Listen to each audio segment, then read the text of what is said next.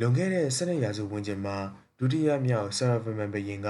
ဟိန္ဒူနတ်ဘုရားဗိဿနိုးအတွက်ကိုရည်စူးပြီးအန်ကောဝတ်ကိုတည်ဆောက်ခဲ့တာပါ။ဒီဗိမာန်ကဝိညာဉ်ရေးရာအရာနတ်ဘုရားတွေဆံမြန်းရာမြို့မို့တောင်ကိုကိုးစားပြုပါတယ်။ဒီဗိမာန်ကြီးကဧရိယာ402ဧကကျယ်ဝန်းပြီးဗာတီကန်စီးတီးထက်3ဆနီးပါးပိုကြီးပါတယ်။တည်ဆောက်ဖို့အတွက်သဲချောက်တုံးပေါင်း9တန်းကနေ10တန်းကြားကိုအသုံးပြုခဲ့ရပြီး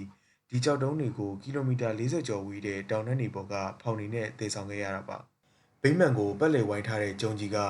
အနံ190မီတာရှိပြီးအဆောက်အုံကြီးမြေထဲနစ်မြုပ်မသွားအောင်ရေပြည့်အားနဲ့ထိန်းညှိပေးထားတဲ့အံ့ဩဖွယ်ရာအင်ဂျင်နီယာအတတ်ပညာတစ်ခုဖြစ်ပါတယ်။ထူးခြားချက်အနေနဲ့အန်ကောဝတ်ကတခြားဗိမာန်တွေလိုမျိုးအရှိတ်ဘက်ကိုမျက်နှာမမူပဲအနောက်ဘက်ကိုမျက်နှာမူထားပါတယ်။ဒါဟာတေချင်းတရားနဲ့ဗေဒနုနတ်ဖျားကိုရည်ညွှန်းတာဖြစ်လို့ဘုရင်ကြီးရဲ့အုတ်ဂုဗိမာန်အဖြစ်လို့လည်းယူဆကြပါတယ်။နေရနီမှာကီလိုမီတာနဲ့ချီပြီးထုစစ်ထားတဲ့နတ်သမီးရုပ်ပေါင်း2000ကျော်က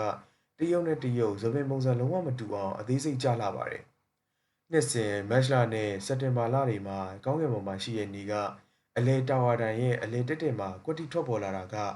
ခမာလူမျိုးတွေရဲ့မြင်မာတဲ့နက္ခတ်ဗေဒပညာကိုသက်သေပြနေပါတယ်။အခု2026မှာတော့ဒီကျောက်စစ်ဗိမာန်တော်ကြီးက